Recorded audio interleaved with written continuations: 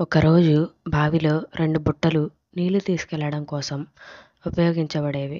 ఆ బుట్టలలో ఒకటి పర్ఫెక్ట్‌గా ఉండేది. ఎటువంటి చిల్లు లేకుండా పూర్తిగా నీటిని మోసేది.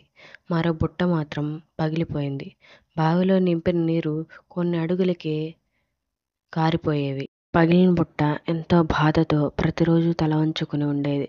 నేను బలహీనమైన వాడిని. నా వల్ల యజమానికి పూర్తిగా ఉపయోగం లేదు అని దిగులుగా ఉండేది. ఒకరోజు యజమాని తన బాధను గమనించి నవ్వుతూ అన్నాడు, "ఈరోజు నీ ప్రయాణాన్ని గమనించావా?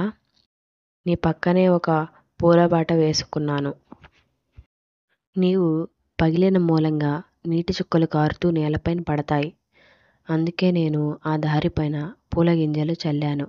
నీ వల్లే రోజూ నీరందుకుని ఇక్కడ వికసించాయి.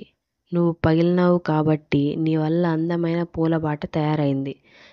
నీ లోపం నీ విలువను తగ్గించలేదు. అది నీ ప్రత్యేకత అయింది" అన్నాడు. ప్రతి ఒక్కరికి లోపాలు ఉంటాయి. కానీ మన లోపాలే ఎన్నో అందాలను సృష్టించగలవు. జీవితం అంటే పర్ఫెక్ట్‌గా ఉండడం కాదు.